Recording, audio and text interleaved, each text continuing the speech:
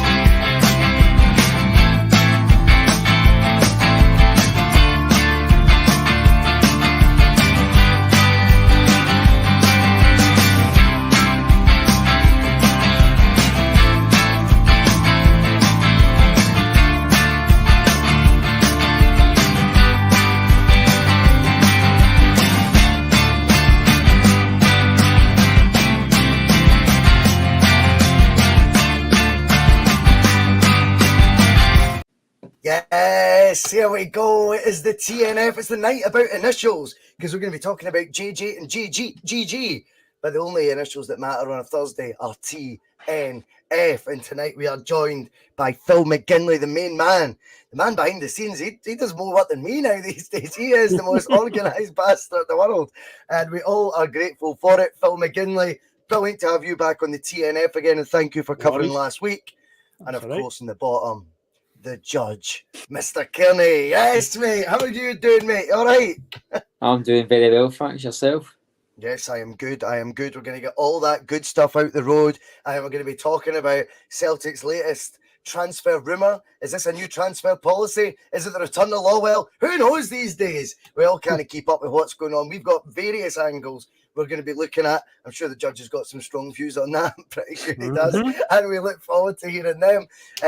We'll be definitely doing more of a forum tonight and keeping Stubbsy happy. I want to maybe expand on a couple of points that come in from the passengers, and then we'll do a wee sort of quick fire. And if the judge has a rant, and I'm all for that on a Thursday as well. You know it, Mr. Kearney.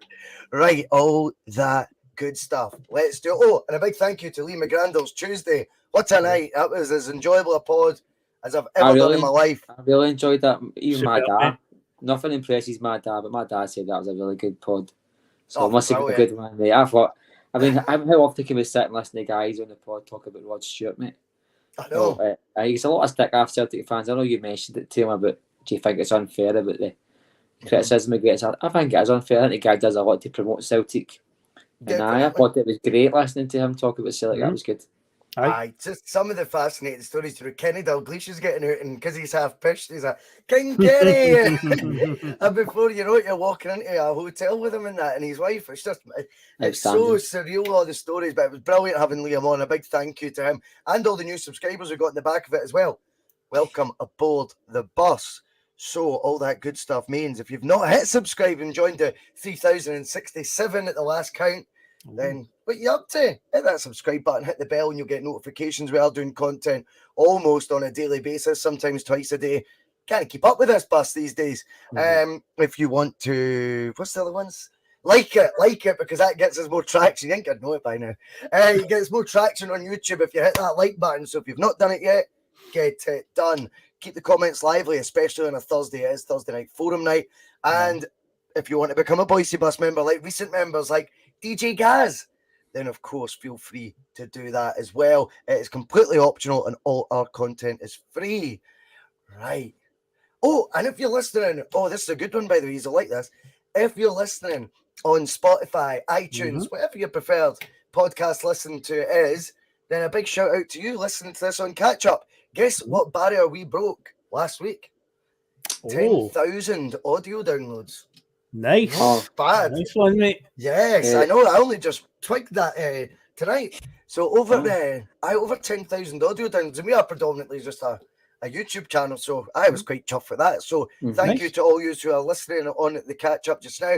Ian Ramsey in particular, he got his Spotify, your top listened to content, and we were proudly at number 1 on his most listened to podcast of the year, and we were in some good company as well. So massively appreciate that, Ian Ramsey, for sharing that on the old Twitter. Right, let's get stuck in, because we have been shocked, saddened, blown away by the news that emerged about 10:30 last night. There was one article in the old Daily Record, and then it seemed to get a wee bit of traction on the likes of Football Scotland. Who else? I think a few of the Celtic pods ran with it as well. Everything Celtic and all that. I don't know how much credibility you give these days to. Yeah. I don't mean any of these in particular, but sometimes you read a tweet and you go, have they just copy and pasted that from maybe one article? Is there any substance to it? But there's 2 journalists who put their name on this one, boys. The rumours are Giacomakis has been offered a new contract from Celtic. It is on improved terms, but maybe not the improved terms he thought he would be getting or that he is worth. So where that's led us is apparently Celtic are ready to cash in on big chaos already in January. It would be a sad day for the bus, but of course, from my point of view, I suppose I better try and be consistent, even though consistency isn't always, very, a true word in my life. But if I am going to be consistent, then sometimes I need to say, if it was good enough 2 weeks ago for me to say, well, if Giacomakis goes, it's part of the evolving wheel. Maybe I need to say the same about the big man, although I find that very difficult because I do have a real sort of gravitation towards him. I think he's an infectious player that we've got up front in Giacomakis, and I'd be really sorry if there is truth in these rumours that are going about.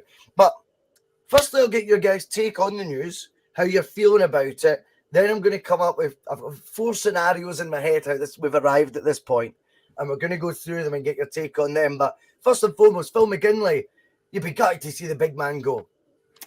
I would indeed, yeah. I don't think he's had as fair a crack of the whip as he could have had so far this season. If he was to leave in January, despite the fact his goal-to-game ratio is actually really, really good this year, it still feels like we've only seen him, just it's a smidgen of him this season. It feels like, compared to what Kyogo's got, and then same goes with our right backs as well. It's been very skewed in the direction of one player over another. When I heard the news last night, I did my sort of usual reaction to it, where I sort of just take it with a pinch of salt, and I'm just kind of like, look, one of these things, I'll believe it when I see it. But of the names that have been attached to it, there's a bit of substance here. I believe one of the journalists is also the same guy that broke the news when we signed him from Castles or something. Yeah, so there's a wee bit of credibility there. There was that cynical side of me that thought, well, I mean, if Rangers have obviously appointed a new manager this week, it needs to be all doom and gloom at Celtic. What's next? The cracked Celtic crest on the front of the newspaper tomorrow? That's the next part in the old playbook. So there was a wee bit of me thinking, you've got to take that into consideration. But again, when I say the names you look at there, and there's similar hallmarks to what we've heard about Juranovic in the last couple of weeks. And of course, you go back to what Ange said at the AGM. He said, these players that, you've got an affinity to and, got a connection with, going to be ready for them. For us to evolve and keep performing at a big club, the player trade model is going to have to keep happening. So at the moment, I'm just like, okay, what will be. But I trust that Ange and the club will have something lined up. I'm putting my chips on that one, that they're going to, they'll have something down the pipeline to sort this if he does go in January.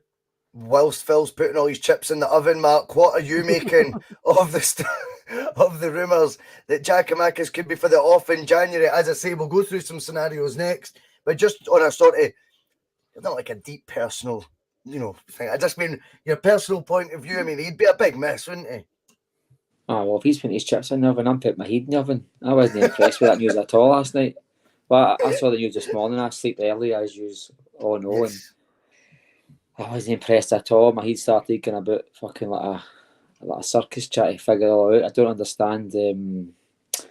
As two journalists, one of repute, the other one's a dick, to be honest with you. And I think they go to get these stories normally checked twice at source to see if they're credible or not. So I'm kind of guessing they're credible.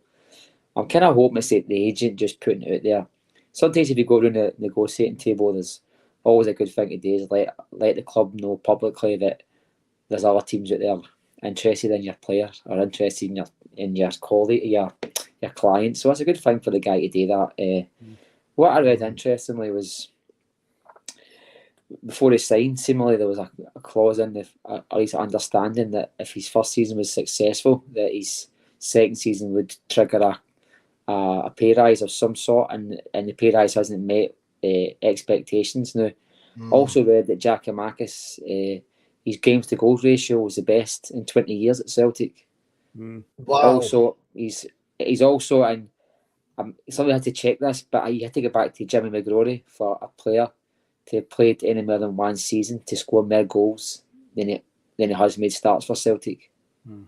He's made 23 starts for Celtic and scored 25 goals. So it's. You know, I heard somebody saying on Twitter the day, and I'll pause for laughter after it. But somebody on Twitter told me the day that Giacomakis misses so many chances. Now, I've got genuine beliefs if Kyogo's in the 6-yard line with no goalkeeper, just nobody but the net, I'm 50-50 where the guy's scoring.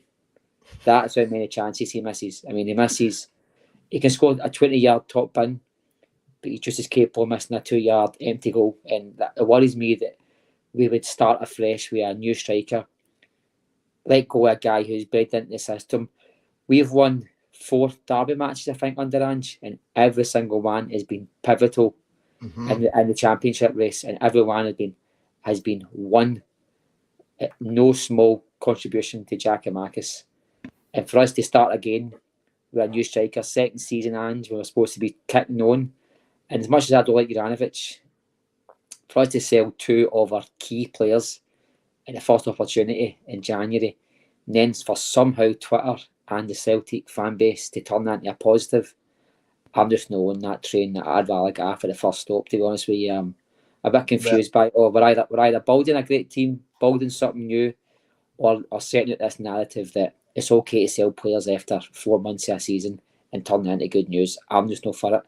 If you're going to build, you build for strengthening the position you've got, no letting go of players that are embedded into your system, and then taking punts on guys for other parts of the world, and then just seeing how it fits in halfway through a season. I don't believe that's how it works. I believe the guys you bring in January, unless they're in to cover guys that have left, unfortunately, the guys that come in January are guys that are in to start in summertime, get you prepared for the next season.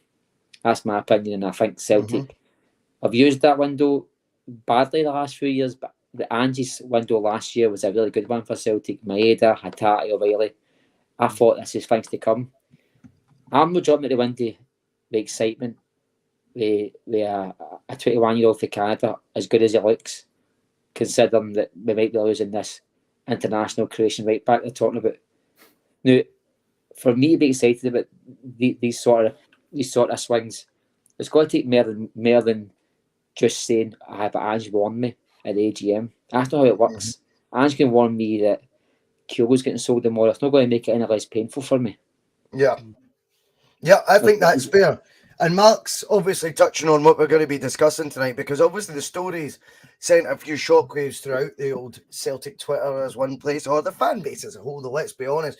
It just wasn't a name we seen coming to be linked with a departure from Celtic. It just wasn't Giacomakis' name that I expected to be seeing linked to the transfer away, particularly not as soon as January, as Mark's touching on there. Now, obviously, we get the scenario. We did this with Juranovic in the summer, and we tried to work out, see when a transfer rumour appears, and bear in mind, they were quite fluff rumours at the time. We just had to have stuff to talk about, you know. It was Chelsea, Atletico Madrid, Manchester United, and things like that. And I think, you know, the reality is, you know, I think I seen a West Ham link the other day, yesterday. I think that's far more believable. I would suggest there's more meat on the bone with that. But with regards to the Giacomakis story, obviously I think there was a lot of, and I think sometimes it's hard to gauge how many people are of a certain persuasion, how many are think differently. It's kind of irrelevant. It's good to actually get everyone's sort of viewpoint on it, and there'll be many different angles. The sort of four that I'm looking at here is, and the one that really seemed last night to be catching fire, which I don't subscribe to at all, is it's the media making mischief because Michael Beale's back and Rangers have 2 players out of contract, and that's a far bigger story, and they're just trying to unsettle our stars. I think that's a wee bit of being in denial. I think the story's obviously got some sort of substance to it, and with that in mind, I think, you know, just to say it's the media causing mischief, I don't think it operates like that as much anymore. Whilst I think, yes, you'll get biased coverage for your Neil McCanns, your Alex Rays, the list could go on there, and we expect that, Chris Bhoys, numpties like that. That's fine. But I don't believe now, sometimes with the way journalism works, it's an instant news thing now, right? So the story actually coming out would have been in the morning's paper before, right? And they've got time to stir the pot a wee bit. Now, a story can be verified or, you know, poo-pooed, you know, within a matter of seconds.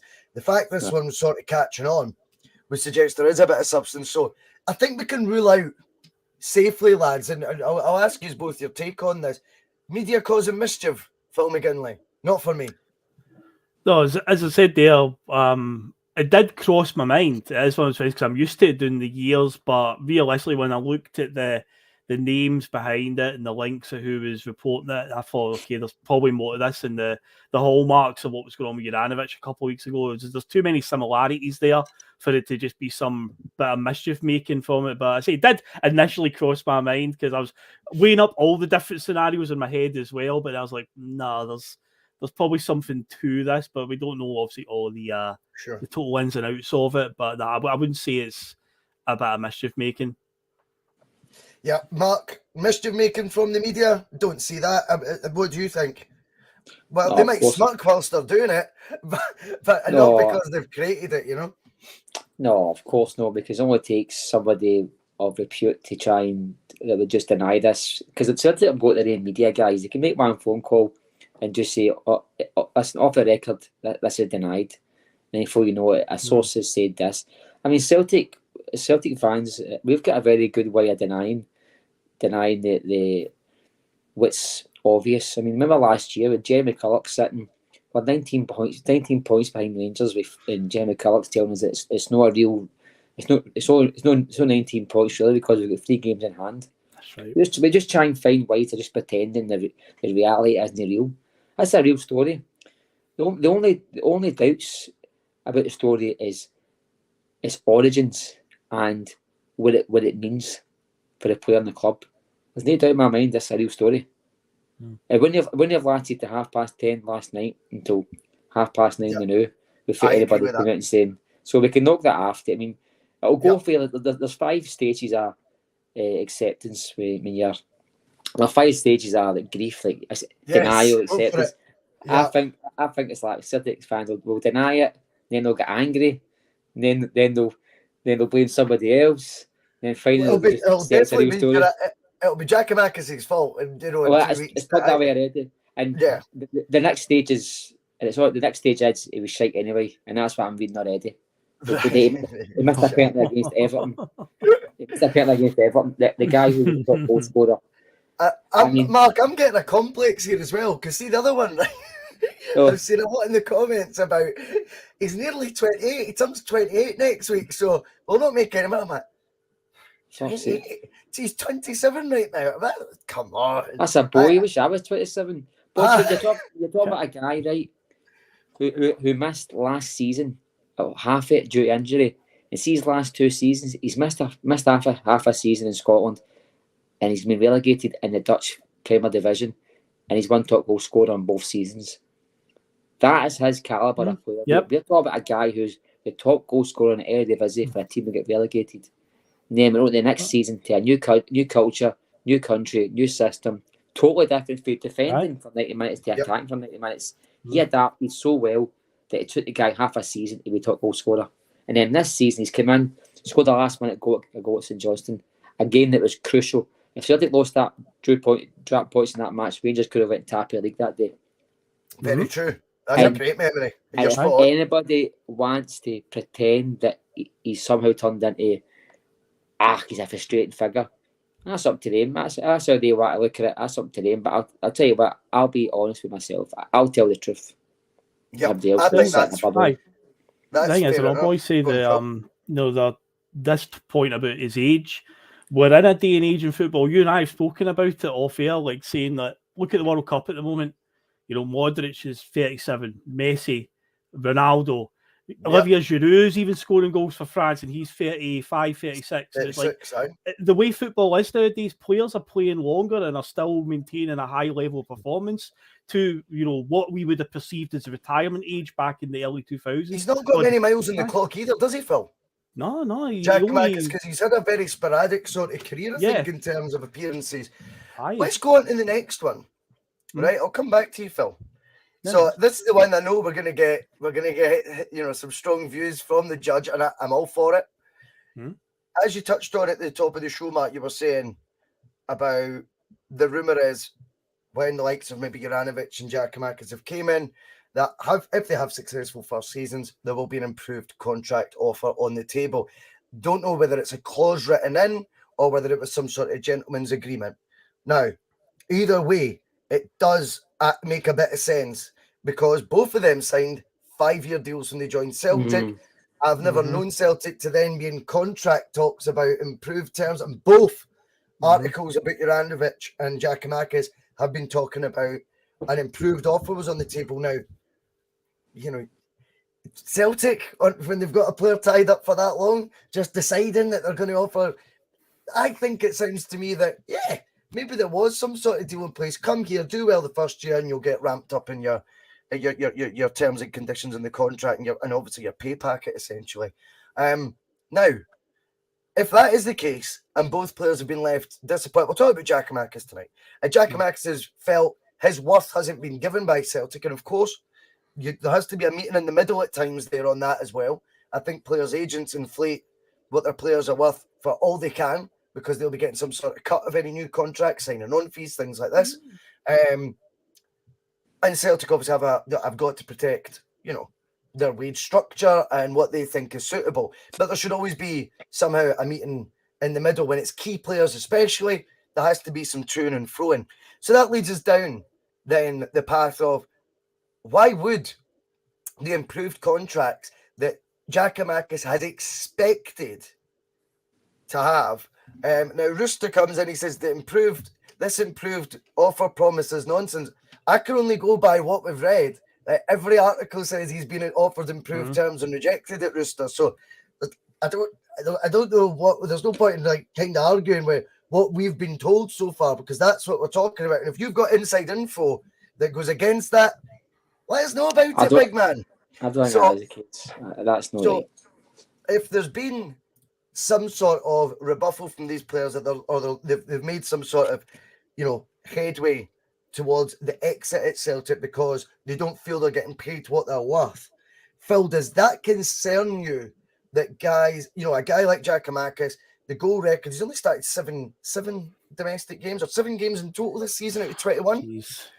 21 appearances, which is really surprising. And I suppose you could use that as a beat to either, you know, a stick to beat him with and say, why would you be getting improved terms when you're in and out the team like that? Or you could look at his goal record and the important goals that Mark's referring to, and you start going, well, if these guys have came in, done well for a year, and there has been contract talks and you've not met his expectations, then surely that is something that needs looked at. Because as I say, I'm not saying you just give them all what they want, but I would like to think they've all enjoyed their 18 months. I think Giacomakis looks like he's really enjoyed his time at Celtic. I wouldn't have imagined him being that hard to deal with, do you? I don't know, man. I mean, players want to play. At the end of the day, he's not getting the starting places. Now, of course, we beat this horse to death with the whole, can you get him and Kyogo in the same team together? And just done it once this season against Shakhtar in that Champions League game that we had to win. To a degree, you could say it maybe worked because Giacomakis did score on the night. But the chances of getting the two of them in the same team, it's just been few and far between. Whether it's just a thing that the manager doesn't believe will happen or there's a reluctance to do it, because at the end of all players, they want to play. And a player of his calibre, remember last season, he talked about when he got into the team initially, and there was some detractors, some doubters in the Celtic crowd. He said, well, watch me now that I'm fit. Remember that was after the Alloa game or the Hearts game that he scored in, and he's like, well, watch me now. And at the end of the season, obviously, he ended up finishing joint top goal scorer. And you think, we'll see if he'd played longer that season, Mark. He would have won the Golden Boot outright last season. No doubt about it. He finished level with Regan Charles Cook. Regan Charles Cook at Ross County. So I think there is going to be a bit of frustration there where he wants to play and he ain't getting the game time as it shows. And say, what more can he do? Because he has came on at times. He scored an overhead kick when he came off the bench against Kilmarnock. Early on in the season, when he's came on, he's scored goals, and his starts to goals ratio, as you already said, is phenomenal. So it's like, what more can the boy actually do to become the number one striker?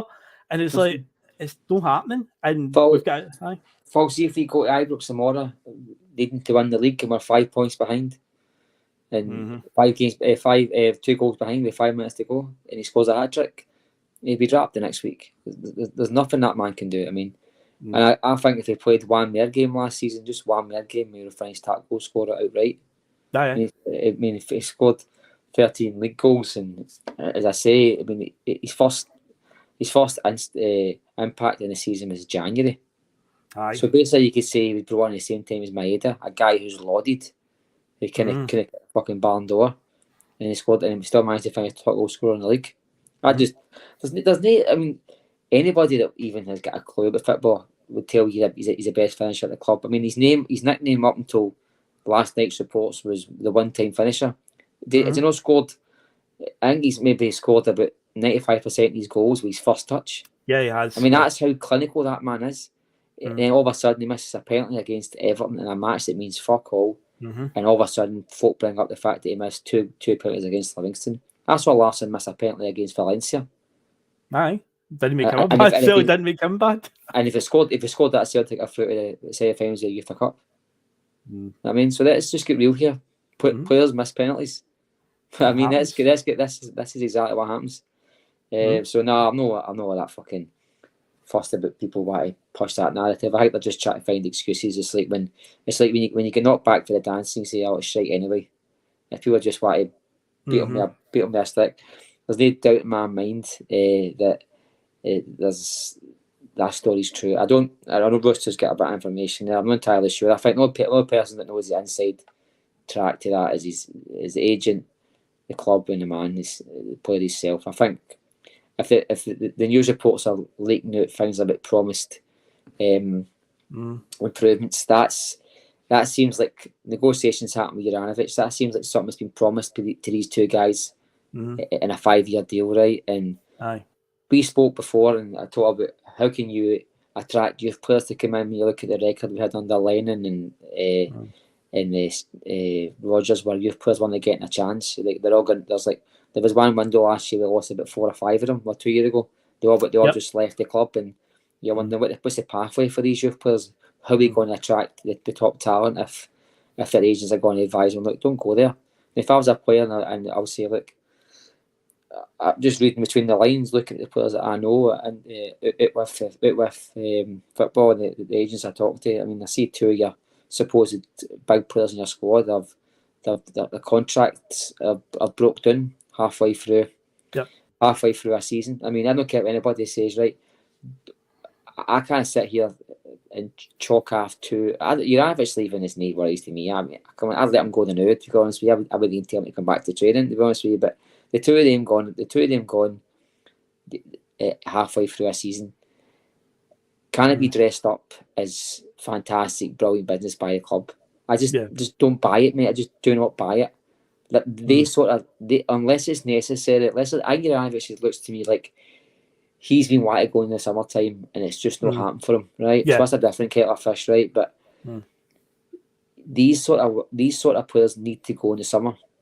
They either go before a season starts because you want the body in early to start the season with the players who want to be there, or you get them rid of them in the summertime because you want to refresh the squad. You don't get rid of them in January time. I don't think it's a good idea for the club. I really don't. It can't be dressed up no matter how much fancy dressing you put into it. I just can't buy it, mate. I'm just not for it at all. You're muted, Boise. He's on mute.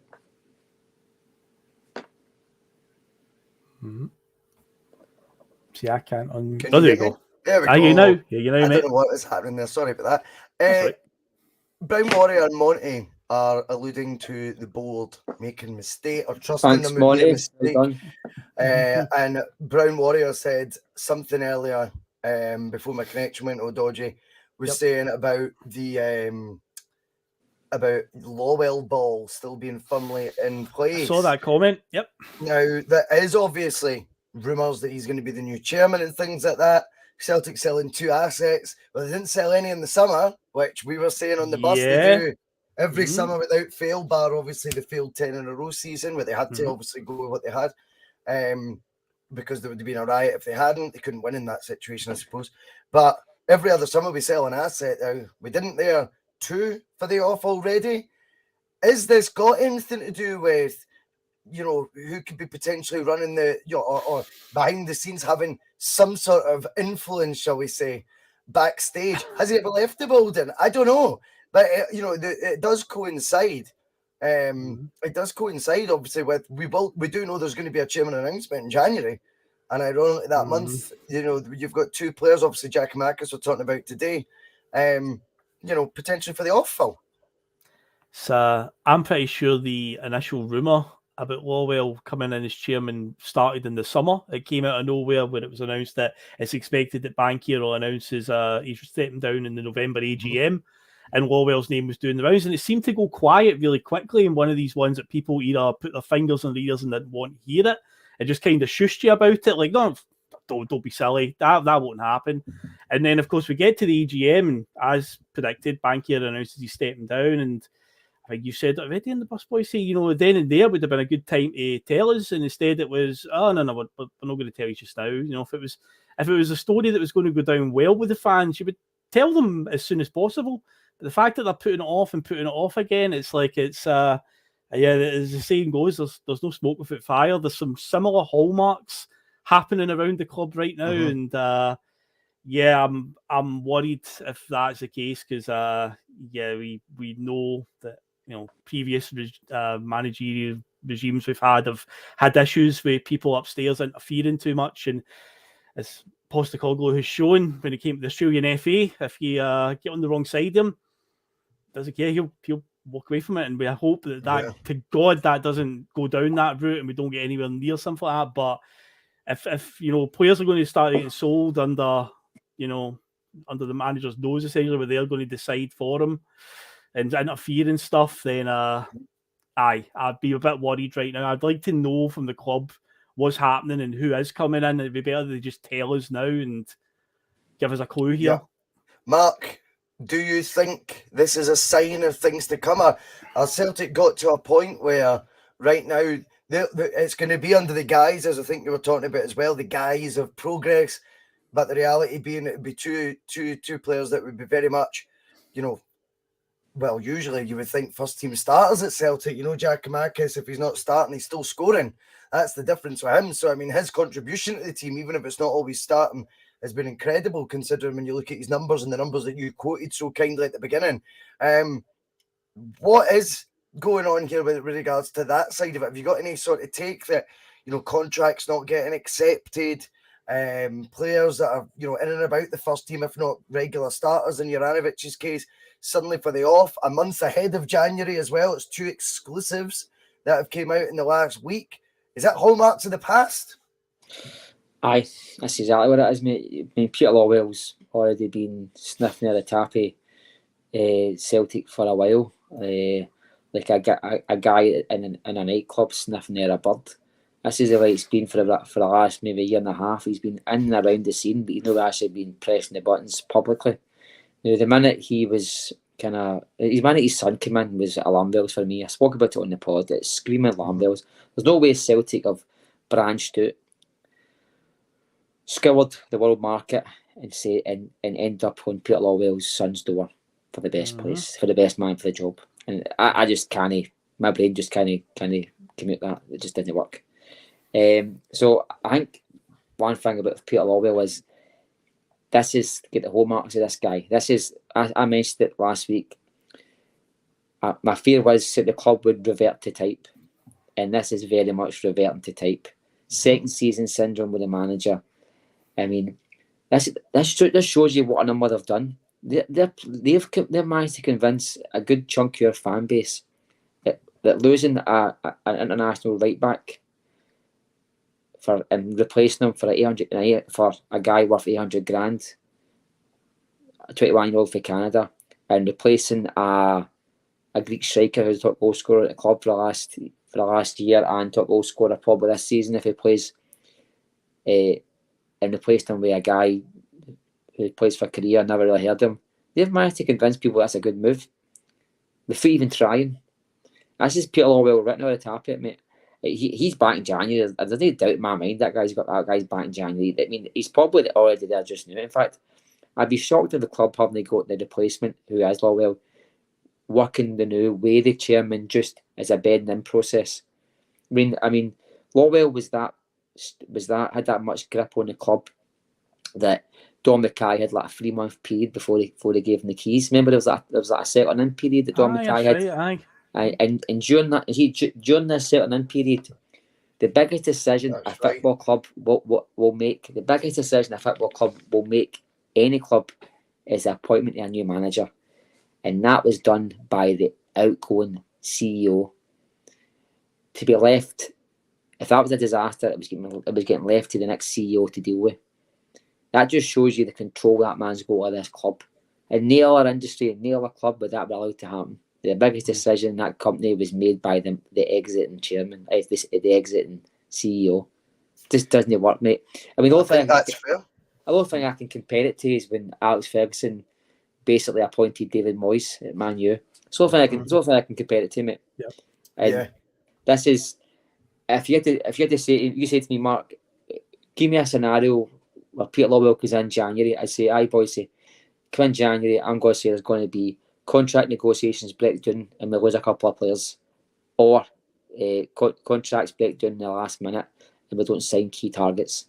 That would be the exact scenario I'd say to you, and I wouldn't be surprised if it doesn't happen. If they both don't happen, we don't get the players we want in and the ones that we don't want to go. I wouldn't be surprised if both happen. On that cheery note, we'll now flip it again. No, you're fine. No, I'm joking.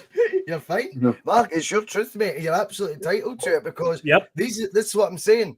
This story's caught us all, I think, off guard. Here's the next take, though. We can go down.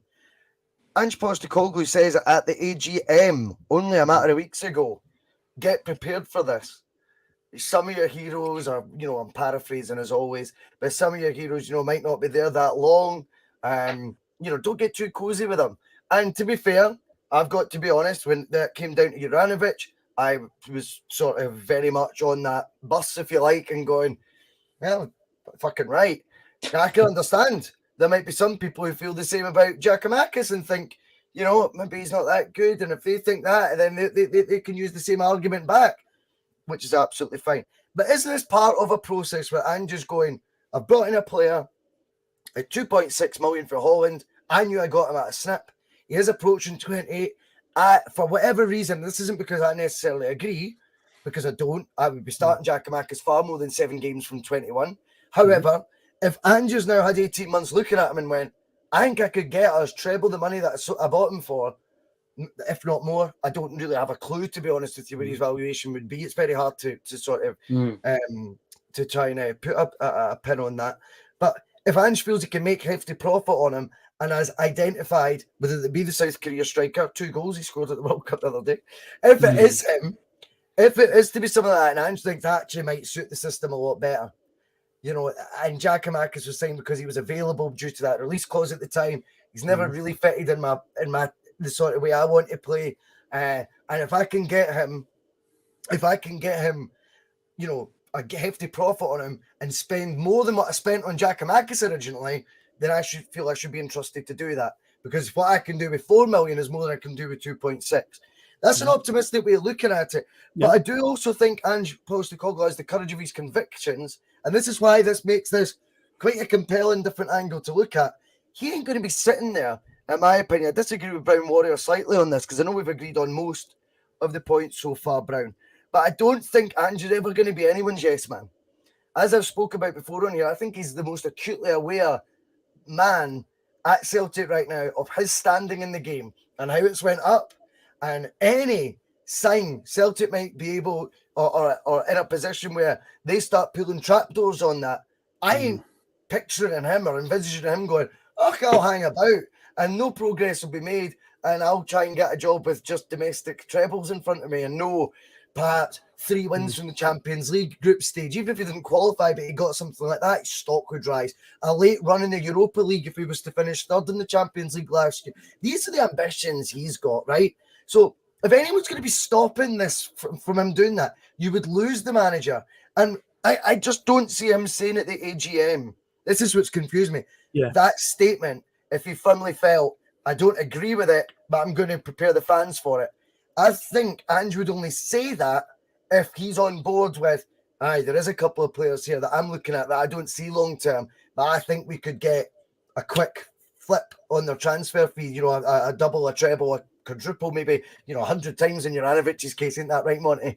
So I wonder, from this angle, is Ange just really doing what he promised he would at the AGM and saying, look, if any of them are unhappy, they don't want to commit the long-term future here, and I think I can get better for, say it was 25 grand a week Giacomakis wanted, for argument's sake, I'm just plucking that from thin air, then that's Ange's gift to do that as well. And if he does have some sort of autonomy on Celtic's transfer strategy, like managers previously haven't had, but it would appear in some cases he does have, then maybe this is just the other side of it. Whilst we've all found it refreshing that he's been able to go to the J-League and spend 4.6 million on Kyogo straight off the bat, when really no one in that Celtic board could possibly have known how that would have went, and it was a serious outlay. That's just one example, by the way, of course. He has been allowed to sign 2 players for 6 million plus. Again, a step forward in the right direction. Maybe this is just the other side of it. And it's also, Ange gets to say, by the way, I know the fans love him that, but I'm not going to fuck. Like, I can get treble the money and I'll bring in a player for better with less than what we'll get for him. And if that's the case, that sounds all right. Phil, I'll go to you first. I don't know if I froze there. You did briefly, but no, I got the gist there. It's I'm in the same boat as you, where it's Ange saying that doesn't make sense for him to have just done that without any promises or any assurances.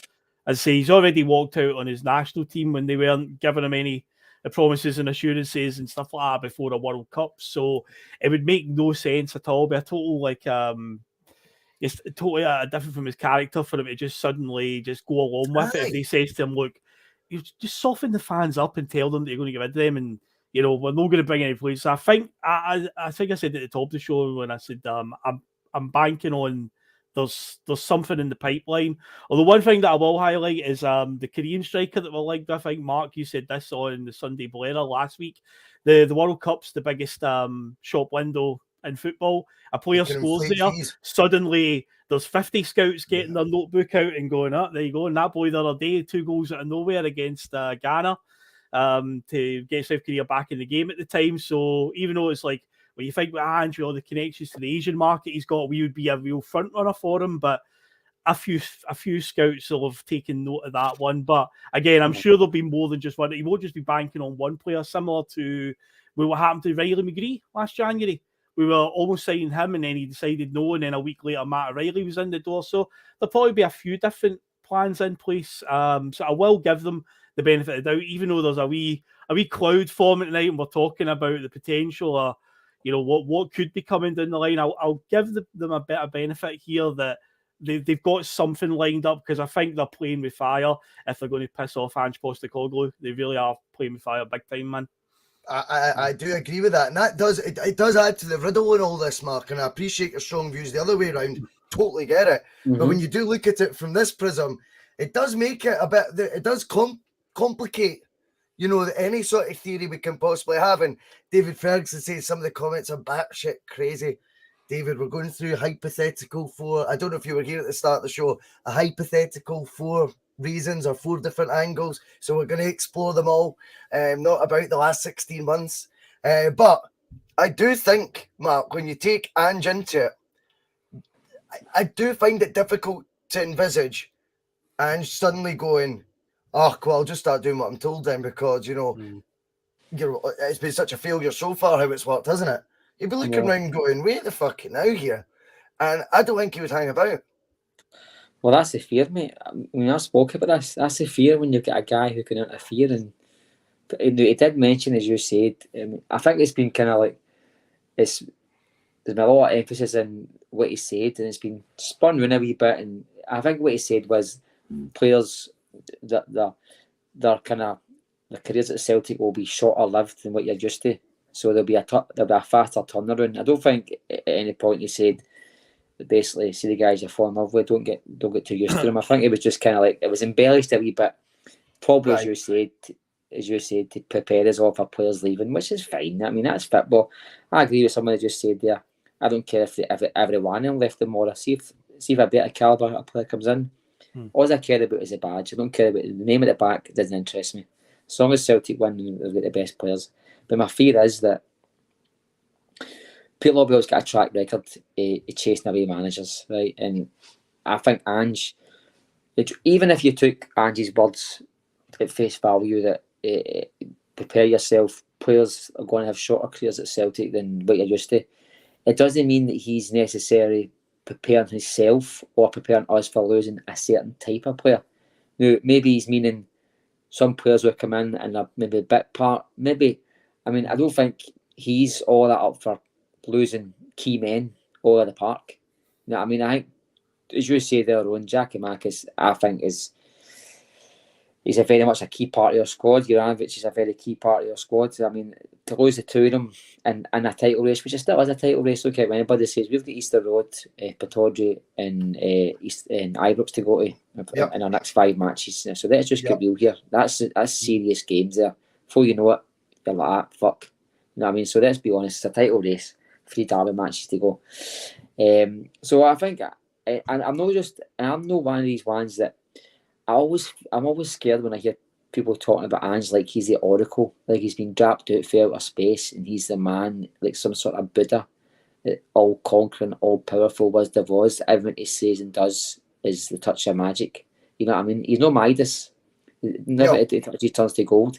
He does make mistakes. All you got to do is, I mean, put it this way: he's signed 4 number 6s and not one of them can get a game at number 6.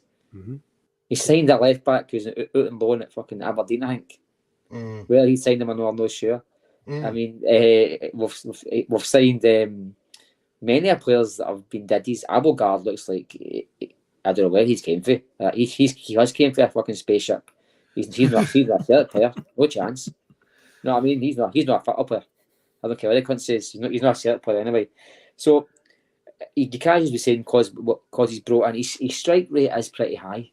He's maybe brought in 20 players, and I'm going to say maybe 8 or 9 have been standouts, right? But just because of that, it doesn't mean you've got to have total blind faith in the guys who's going to be coming in are just going to hit the ground running. Because we've not got time for it. If you leave yourself with Kyogo, I will guarantee you'd be a fool. Because that man will get injured. There's no way that man makes it to the end of January without getting injured. And I'll say that right here and now. He will not make it past the next 5 games without picking an injury up. He's just too injury prone. He's had 2 already this season. If we've played 20 matches. Right? So if you leave your next in line, best case scenario, Phil says, see that boy that Phil's talking about, I don't know what I pronounce his name, it's like Go Song Kang, I guess, something like that. 3 barrels. And he's got 2 goals. And in my opinion, that's him at the window. He's not getting near Celtic. I mean, he will go to you. He will go to you like a Norwich City or something like that. Sunday will buy him. He unless that deal's in place, he'll come to Celtic. Because that should add another 4 or 5 million onto his price tag. Mm-hmm. And if Ange's sitting at the table with Peter Lawwell, I told you before, I listened to an interview with the old Celtic chief scout, and he said that we lost a top goal scorer in the league, arguing over £500. £500 a week. We lost a top target over sitting next to that man. He check now. We've got this guy coming in for Japan, who's signed the other day there. He's coming in the 1st of December, but he can't play to the 1st of January, right? Correct. And what surprised me was because Celtic normally sign year late on to avoid paying you the wages for the month. So we've paid a 4 weeks salary for that guy, and that surprised me because I thought that's very unlike Celtic. That's like 60 grand that they could have saved. That's very un-Celtic, very un-Lawwell. But that's going to return. See the minute he's back in January. Just you watch. We've signed players like this under Ange. O'Reilly was signed like 2 days. Yeah. I woke up in the morning and Kyogo had signed if it even a link. Wait till you see. We have a player linked for 3 weeks again. We have a player that's dying to come with Paddy Roberts, and it'll take 3 weeks, 4 weeks. And we might lose them. And that is Peter Lawwell's stamp on it. That's what frustrates a guy like Ange Postecoglou. A guy who doesn't take fucking about. And my fear is, you're right, that Ange is the kind of guy that will not take Lawwell's shite. Well, the proof will be in the pudding. I think Stubbsy nailed it earlier in the chat where he says, are Celtic more concerned about trophies or balance sheets? We'll know at the end of January, which is undeniably true. And we'll be able to have a more constructive conversation. But one thing we can definitely say right now is we all were a bit sort of, I don't know, thrown by that news last night at 10:30. And, on a personal level, I'd love big Giacomakis to stay because, we love Giacomakis on the bus. Oh, yeah. So I would be delighted if he were going to stay. Now, is the T.N.F. There has been other points coming in as well. One that I wanted to talk to you about, Phil, came in, right at the start of the show. There was a lot of points coming in from people listing the name of Celtic players involved at the last 16. I know. Who expected this? We've got Kamikata Vickers, Juranovic, your favourite player. See it. Bhoys, Dazen Maeda's going to be there. Dazen Maeda. Yeah. That's unbelievable that Celtic can have 4 players in the last 16 of the World Cup. And let's be honest, Croatia aside, I mean, it's not exactly the tournament's most fancied nations that these guys play for. Kudos to them. Indeed. They've all played. I mean, Moyes played a significant part for Australia. He has done well, to be fair. Juranovic, the Canada game that they played, he was definitely left wanting on the goal that Canada scored. But as we found, we were really impressed watching Canada. I think on the bus we'd mentioned it a few times. Plus, we were kind of biased towards him because we've got Liam on the show and he's obviously based in Canada, but they did take us by surprise. They're not a team that commonly qualify for World Cups, but they were really good, but they were very naive at the back. And of course, when Croatia did go up the gears, they disposed of them pretty handily. And I was glad to see Carter Vickers finally getting a game because I was wondering when he was, but he was an absolute colossus for the USA because Iran showed that they were no mugs. So I know they get 6 put past them by England, so Iran were throwing everything at them at the end. They even tried to claim the most obscene penalty claim. But then again, with some of the calls the VAR have made so far in this World Cup, you never know what could have been given. But no, it's good to see him get some game time there as well. And hopefully that continues for them in the next round because they're playing Holland. And Dazen Maeda played tonight. Japan topped their group. That's throwing a right spanner in the works. Everyone thought Spain and Germany. That'll be the top 2 in that group. Japan topped it and Spain are second. And obviously, with us being Scottish as well, obviously we need to England. We have to keep an eye on that because actually, being Scottish, we don't kind of want England to win. There was a point tonight where Costa Rica could have got through and been on England's side of the draw, and it's like, oh my god, it would just fall into Gareth Southgate's lap, wouldn't it? That they would get a nice easy path all the way through because at the moment the hardest team on England's side of the draw are France in the quarterfinals, and even France have had a few shaky moments as well. So. It's a bit open right now. It's a wee bit open, but the dream final for many of the neutrals out there, Portugal against Argentina, the storyline final is still out there. It can be done because Portugal, look, they'll be on the other side of the draw for Argentina. Could it be Ronaldo and Messi in the final? What a story that would be, guys. But fair play to our boys, man. They're doing their bit. Will any of them actually be out there till the very end? I don't see any of those countries. I think they'll be back in time for the Aberdeen game, put it that way. The boys have done well, Mark. And also, thanks to the Celtic Underground on Twitter, just before we came live, he's report that's made us another €900,000 so far. Another 900 appearance fees. I don't know if he's taken into account there the next round or if that's just from group appearances alone, but that on top of the old Sydney Cup. Celtic's done all right business in the December window, let alone the need for the January one. I think they get something like 12 grand a day or something. Every day they're away, your club gets 12 grand a player or something. I think it's something. Okay. I think Hearts have got a right good windfall because they've been away for about 3 or 4 weeks already. I'm pretty sure. I mean, the exact dates I don't know, but they're in for a wee windfall anyway. And I'm going to be honest with you too. See, as long as the 4 players come back injury free, I couldn't give a shit how they go on. As long as that's my main priority. I've only watched an hour. Any Celtic player in this window in this World Cup, and it was Juranovic's world-class display against that team that he told him with a country selling, remember? By the way, I don't know what Monty's on, by the way. He's got an image of Moy lifting the World Cup. I don't know that. Well, I'm good at drawing enough. Steve O'Matt actually said, out the 4, he's been the standout. Now, you all know, I've got to be honest sometimes. I think he has. I've been impressed at every game. The one thing I'll say about Moy is, I don't know if this is because Celtic have gotten so much better. I'm sure obviously playing for us has been a massive help. Or maybe he has a wee bit of an extra impetus at 32. Probably, very likely his last ever World Cup. Last chance at there. But the way he's been getting about the park, Phil, in the games I've watched now, I've been taking a sort of vague interest in the World Cup. I'm not going to sit and lie to you and think, I've been totally dedicated to it. I've been watching it. I've been watching it though when I've been working through the day, and the Moyes performances so far, he's popping up all over the pitch. That's what I noticed. Even in that final game, he looks fitter than he has done in a Celtic jersey so far. I wonder if somehow or other I'm going to be eating my words at the end of the season, and he goes on to have that second half of the season that no one expected. Now, I appreciate when Callum McGregor comes back, it's going to be very difficult for him to get in that team. But fucking hell, he looks so much a better player at this World Cup than I have seen him so far in a Celtic jersey. I've been well impressed by him, and I've got to admit that. And I just think it's wonderful that when we used to maybe be spoiled with players that could go to World Cups with their countries because really the guys we were getting could compete at the top, the upper echelons of European football as well. That used to be the norm for Celtic, and for years we've not seen that in an international tournament, that sort of representation. And to look at us having 4 players, I think it's quite a decent thing for Celtic to have in this day and age, just because it's been, as I say, so long since it's been like that. Do you know what I mean?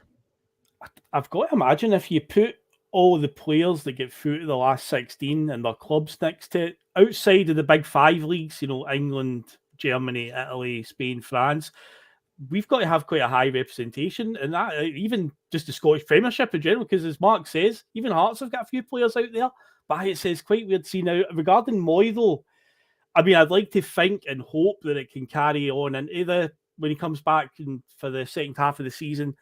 But I'm always a bit wary when it comes to World Cup performances, because I've seen players that have performed really, really well for their country, and then when it comes to club. Now, I'm not saying for a second that Moy is in the same category as this guy, but the one that stands out to me, which was a real mystery, is when Paul Pogba was at Man United, and he was a bit, did really put in the performance. But see, when he played for France at Euro 2016 and World Cup 2018, he was unplayable. He was out of this world. And then you look at his performances at club level, and you're like, doesn't compute. How can you put in that? And it's different managers, different systems. Maybe the Australian manager system benefits Aaron Moy, like how Didier Deschamps' system benefited Pogba more than Mourinho at the time at Man U. So something like that could be wise working. We look at Japan, where they play Maeda up front against Germany on his own. The idea of Maeda up front on his own for us in a domestic game terrifies many fans. It's like, no, surely not. But Japanese manager obviously has a system and sees that he is a crucial part of that. So with Moy, I say I would like to think he'll come back and can continue some of this good form. Yeah, again, I'll see it when I believe it. I'll believe it when I see it, basically, if it comes to be. But I'm always a wee bit wary when it comes to international tournaments and certain players for them. Well, that's it though, Mark, because, you know, I know you're panicking there about, you know, Kyogo maybe getting injured, but maybe Maeda's performances at World Cup mean that Celtic have decided they've got a striker ready and waiting when Giacomakis leaves and Kyogo gets injured. We've got Maeda to lead the line going forward, mate. World Cup, last 16 striker, mate. Come on. I'd be fucking more baldy than him if that happened to me. I'd lose my hair within a week. I mean, what the fuck?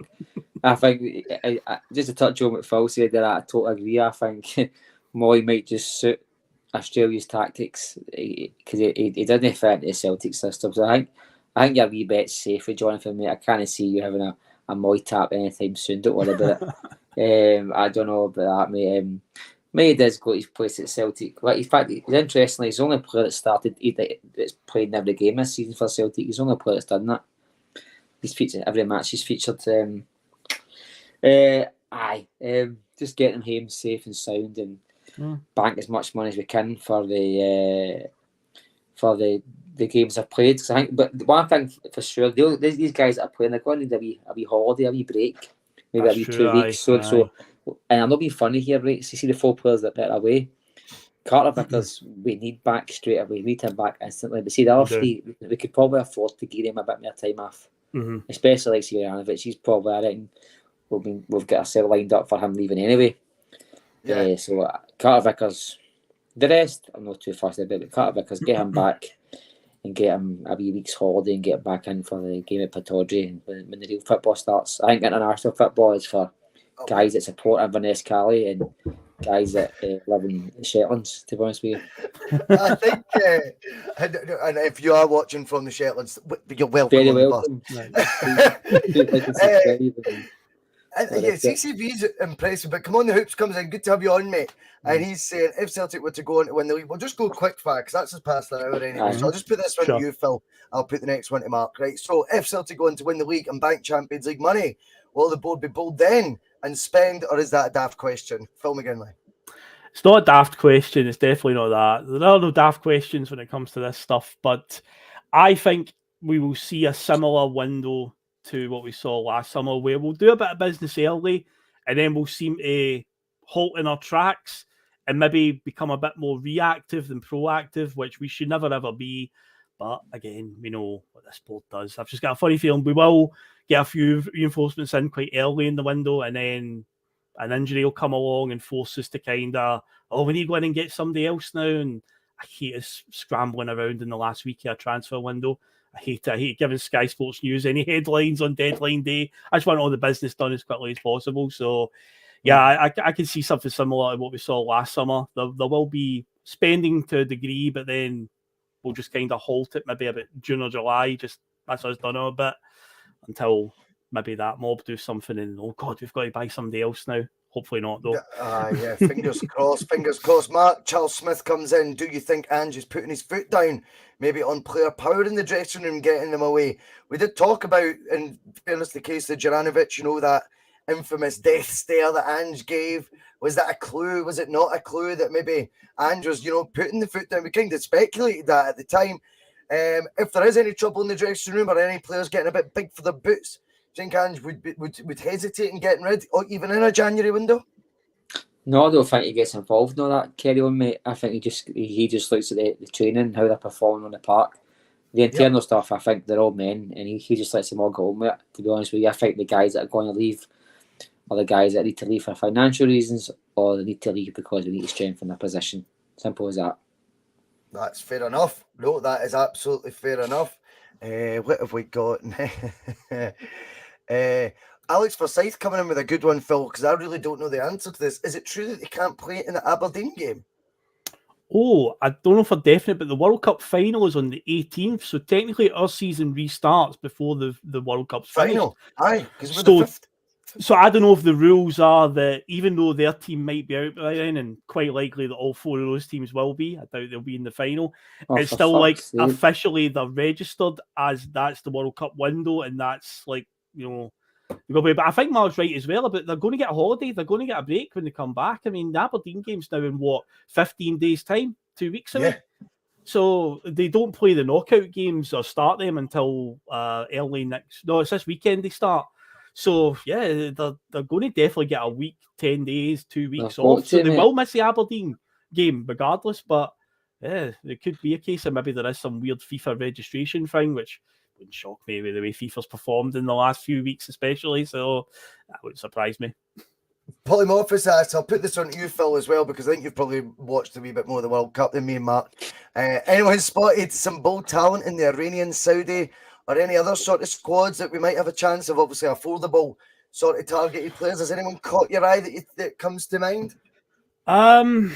I don't. It's so hard to second guess when it comes to Celtic and Ange at the moment because we're into so many different markets. I know David did a really good piece on the Sunday Blair with Mark and Regan where he outlined a few players. And again, it goes back to what Mark said earlier on. You know, David was talking about Dossari, who scored the goal for Saudi Arabia against Argentina. And again, the second that ball hit the back of the net, you know, all these scouts in the crowd are just getting their notebook out and going, okay, got a note of him. I'll check out his stats later on. But I mean, the Canadian right backs came out of nowhere. I mean, he was good against Belgium, but it never even crossed my mind that like we've even been for him. And then literally as the game finishes, you know, well, suddenly there's all this talk that we're signing him. So it could come out anywhere. I think one thing's for sure. If a certain result involving Senegal goes the Senegalese way, then I bet there'll be a few players in that team that will be getting linked with Celtic and whatever team you support in Scotland. I suppose we should be having a look at him because obviously they've got England coming up next, and you know how that works in Scotland. I've got to be honest as well, just on a slightly different tangent. I don't particularly hate this England team like I've hated other ones. I know what you mean. It's a weird one. Like I think sometimes you can be very, you know, they're English, so you're not meant to like support them. I'm not saying I would support them, but I find them less irritable. I think like if they won, I don't think I would be like as bad as like, and as much as I don't even mind the David Beckham these days, but when he was a player, I just could not stick the like in that midfield, Rio Ferdinand, John Terry. Less smug. Yeah, there's something humble about this group. Because even Southgate, you're like. He's so unoffensive. You said it before. He's just so unoffensive. But the problem is this: it's not the players, and it's not England, the country itself, or Gareth Southgate, any of that.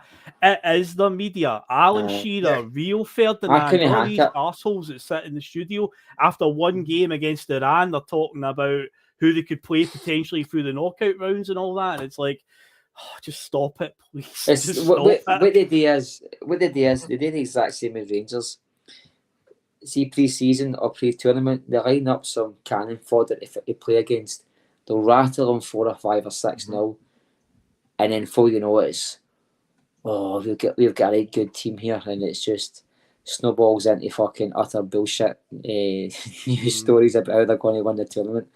I must admit, if they won the World Cup, I'd have to move to another planet. I couldn't sit on this rock and listen to them talk about 2022 or whatever it is, like 66. I mean, 66 was long enough, but it's still in the memory of me, and I wasn't even born. I still think about it fucking every now and again. I go, fuck, how long? How long before these cunts mention that again? I mean, I could be watching EastEnders. I don't watch that show, but I could be, and they'll mention it on that. I mean, you kind of get away from it.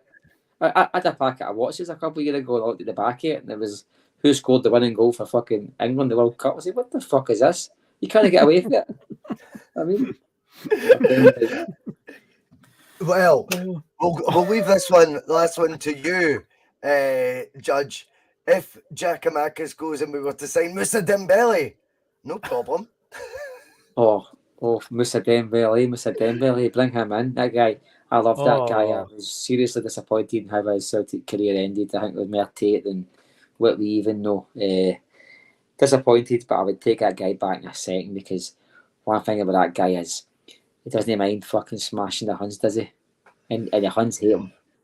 Aye, I'm well, going to check that tweet right now. Greg Fabs has just mentioned. I'm going to check that right now. What's that? Tweet on I'm going to be angry, no Shearer's doubt, when I read this. Shearer's tweeted on Germany going out. That's why he can't stand the England. Oh, is Germany winning it?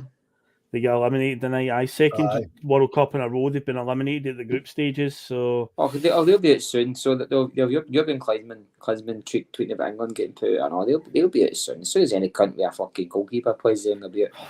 I mean, he posted a video of him, in. Micah Richards, and Gary Lineker just laughing. It's from a clip from Match of the Day ages ago. Just with Germany out of the World Cup in the group stage. There's a video of Shearer, Gary Lineker, and Micah Richards literally falling out of their seats laughing. So there you go. Brilliant. Alan Shearer, he is a wanker. You know, on Peter Lawwell, Graham, is it Tyrrell or Tyrrell? Tyrrell sounds pretty cool. I like Tyrrell. He says, I want to know what happened with Dom Mackay. Who did he upset? I know. Don't know I know what happened. Go for it, Mark. Take it away, mate. Well, we all know the clue was in Michael Nicholson's statement, when unveiling statement. He was portrayed to us as a team player, and that was put in bold. You know what I mean? That was a kick. That was a slap in the face. That was letting the fan base know that Dom Mackay wasn't a team player, and by that, I think that means he wasn't playing by the rules. Maybe he had the most bizarre decision, the most bizarre idea, and that was to maybe branch out and make the club better. And the board didn't like it. The board just couldn't think it anything worse than spending money and go to the next level. When you're called a team player as your only credentials to get the biggest job at Celtic, it tells you the guy who left wasn't a team player. It's the only way. You don't walk into a club in the last 4 months in a position like that. And don't forget, boys, the very next day he got offered a job in the SRU. So the guy go back to the SRU. Yeah, well, I don't know if he went. I think he did. They offered a job. He was straight away into That's another where job. He came from, wasn't it? He was the chief executive. That's where he came from. And that, I mean, I know for a fact that Celtic put a statement out and they'll read it 25 times before they press that send button. Of course. So they knew fine well, because that was a written statement, that wasn't a video. So they've read that, it's been proofread, and the PR team's checked it over. And we're letting me, you, and Phil know, and the rest of the team, the rest of the guys know that he wasn't a team player. Mm-hmm. Make out of that what you want, but that's the reason why he left. And I think it's because the board has been in place for 10 years, some of them 15 years. Kind of like this guy's new vision for the club. Simple as that. Let's talk about it then before we go then, just briefly. I mean, what's your dream scenario, or what do you think? I say dream. What's the ideal setup for a football club to run? Because I think we also need to be realistic, right? That as much as we love Ange and his style and the fact that he's juggled loads of jobs, the days, Phil, of managers getting, full run of the club and anything, it doesn't work, because what actually happens is Man United, you gave an example about them earlier, Mark. Here's another one. When Ferguson left that club, it just collapsed like a sack of cards, because he was quite clearly a lot of the decision-making process. I think there was another guy he worked with who left as well, Martin Edwards. But I think between them, every question was basically put to them. They got the final say in it all. And I just don't think that leaves you in a position, if someone has that sort of power, that leaves you any succession for the future. Might extend that manager's stay at the club, of course, because they've got that sort of swing. But what would the ideal setup be? Would it be having a Dom Mackay in there, a forward-thinking operator who gives the manager a hell of a lot more say on transfers? Could that lead us down a path where more money gets wasted? Or if you're clued up and you've appointed the right manager, chances are they're going to be pretty handy with money on football affairs. I think it's a difficult balance to strike, but undeniably, Celtic have not got that balance right time and time again under a lot of these board members that Mark's referring to there. But what do you think the ideal setup is? And do you think they've hamstrung themselves for the future as well for Ange's tenure here? Because the big promise was whoever was getting the job, and we all thought it to be Eddie Howe, but even if it wasn't going to be him, remember when he pulled out, there was then the Man City coach, whose name's escaping me, the Italian guy. And he was going to be Maresca. He was going to be coming in with Sharky, Fergal Sharky, Fergal Harkin. They were going to be bringing. Yep. You see what I did there? Teenage kicks and all that. But I love them. I mean, like, Class. when you good singer. And when you think about you think about that, everything was getting designed with there's going to be a guy upstairs. Ange didn't get that. Ange has done very well since then.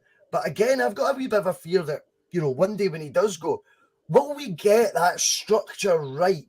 How and how do you see that being defined? I'll come to you first, Phil, and get Mark's thought on that, because I think it is quite tricky to get it right, because what I do think, if we take a wee quick nosy across the city, they've just appointed a new manager in Michael Beale, and that's all based on the fact that the guy, what's he called, Ross something, I can't remember anyone's name Wilson. tonight. I need to have a drink next time I'm on. But that Ross person, Ross Wilson. he was the Ross Wilson. That is it. They were all baying for his blood as well to leave. Remember, not just Gio's. Yeah, that's right. But they've kept him in, and because of his relationship with Michael Beale, that made it far more attractive for Michael Beale to come back. Suddenly, there's no eyes on him again, and then the current setup kind of stays the same. Now, that can be a good or a bad thing, depending on obviously how they now do. But I do get the benefit of that continuity there, because it doesn't mean when one person goes, like Ange were to go, we would be flapping. And I don't think anyone would be saying, oh, well, Nicholson's there, we're sorted going forward. No offence to him, but I just don't think there's enough credit in the bank quite there yet for him, for us to have that sort of confidence. Whereas if you've struck up a relationship where you've got an identified, like John Part was with head of recruitment, you were confident when he was there, whoever would be the manager, he'll go and identify those 2 to 3 million bargains that we were constantly shopping in at that time. And I just wonder now, Phil, is the ideal situation having, a head coach, head of recruitment, director of football, and those three working in tandem? And if one goes, they don't leave as a team. The manager and his coaching staff may do that, but the other two guys that are sitting in sort of off the field roles, if they're kept continuously there, then the next head coach, that's all they've got to focus on. And they can actually really identify one that they know will work well with their ideologies as well. That would be, in my opinion, the sort of perfect fit. How you go about getting to that seems to have always been a struggle for Celtic to do things like that. Yeah, there's a lot of it just depends on the personnel themselves, and that we can't account for. As play too much devil's advocate with that one. But for me, I've always been an advocate for the buck stops to the manager. He's like the top man. He's a man that should make all the decisions, and there is the old thing of too many cooks can spoil the broth, as we've talked about at the top of the show. And we're talking about people interfering and stuff like that. It's like you don't want too many people involved. I think though, a bigger thing is I know it's not feasible, and I know Celtic aren't at the size that it can happen, but I do think we need like a smaller scale version of, say, for example, the City Group, where we've got a network of clubs that we work with closely, and we can sort of cherry pick their talent and send our players, our youngsters on loan to, and stuff like that. I would think we would, because right now the youth setup is obviously stifled in the current scenario where they're playing in the Lowland League and there isn't much room for progression. I'd love it if we could find a way to do that for the setup as well. But when you're talking about forward thinking, I'm always in favour of just any sort of forward thinking at the football club. So yeah, so that would be really, really handy if they could. But yeah, ultimately though, I do think the manager should be the guy that makes all the decisions, because it doesn't overcomplicate things. But I do take on board what you're saying, because it's a very modern way of doing it. Having head to talent and a director of football and stuff like that. But I'm a bit old school that way, where I think it is an old school way, that, Phil. I do, because I think right now Celtic have ended up there by default. I think they were just that unorganised when whoever their top targets they'd interviewed first, I don't think they expected it to be Ange. I dare say his name had been floated about by Don Mackay, and I think, maybe you're right, Mark. Maybe that was the least one that they wanted to go for, because it was being suggested by persona non grata. But all that being said, when Ange then came in, he's got a hell of a lot of things right, but it's a hell of a lot of work. I don't see that being the way forward long term, having it all on a manager. But I get where Phil's coming from. Look at the success it does bring when you can keep a manager in position that long, with a board willing to let football guys make football decisions all the time. We seem to have muddied those waters at Celtic Do you have any sort of formula in mind of how it could work, going forward? I don't think we will get to the place that we should be, even with our restrictions financially in this country, until we have a clear out of the people make decisions. We've always had this thing where it's got to be Celtic men in lofty positions at Celtic, either ex-players or people that are within the club for years. Like we had a review last year and Gordon Strachan held it and things like that. We need to get out of this bubble where that was really embarrassing. That was really embarrassing. Well, don't forget, Celtic hired a recruitment agency and they discovered the Globe and chapped flat 2-2 who's 26 and found Gordon Strachan. You know what I mean? I just didn't think that's what really happened there. Gordon Strachan was the first phone call they made. I see until Celtic actually rip up the black book, we do Dan in it and all the rest of it and just start again. We're not going to see changes. What I will say is, what I think Celtic should be doing, and I mentioned it last week, is they should really, really, really, really heavily invest on a proper academy. Not an academy that ticks boxes, that's the B team. I'm not saying we're going to be getting guys that are going to be coming into the first team within 4 or 5 years and making big impacts, but we've got to look at the long term.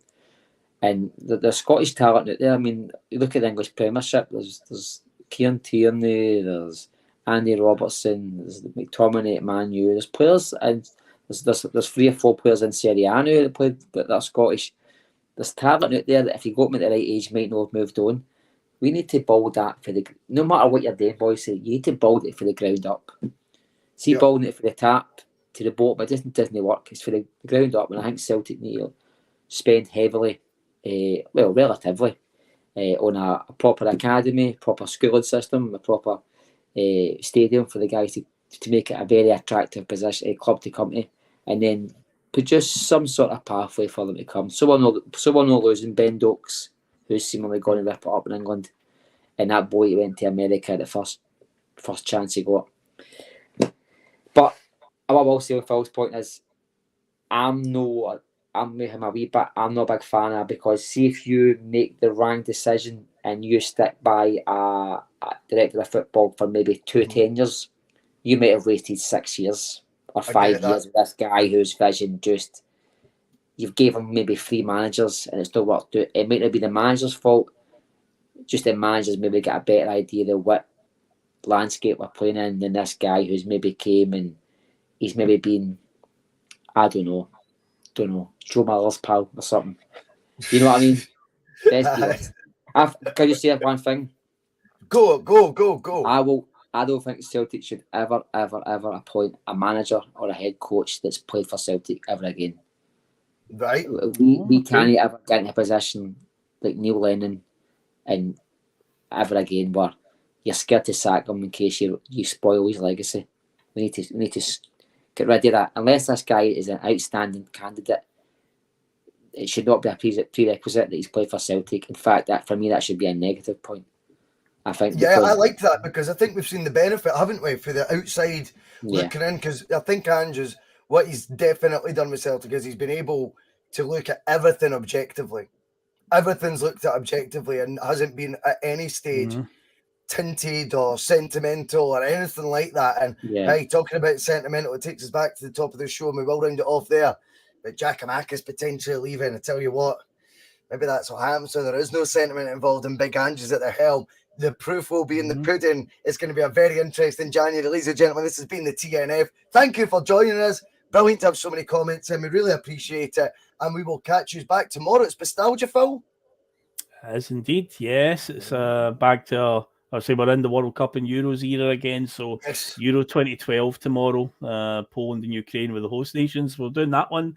The final of Spain's triple threat of trophies from 2008 2012. So it's the final of that one, you know. So we'll be top of that, myself and Liam will be on, and if I can get a third person, and if not, me and Liam will just do it. So it doesn't matter. The show will be here tomorrow at 9 o'clock. It'll be Euro 2012, and there'll be a few Celtic talking points in there as well, because 2012 was quite an interesting year in Celtic's in Scottish football history, shall we say. It definitely was. 2012 will go down in history for many reasons. 125 years and all that. I can't think of anything else that happened. See you later. Comments about me deliberately trying to cause controversy. Well, I work in the media now, and you've got someone sitting there next to you who's an embarrassment to the media profession. He's an apologist. He's a charlatan.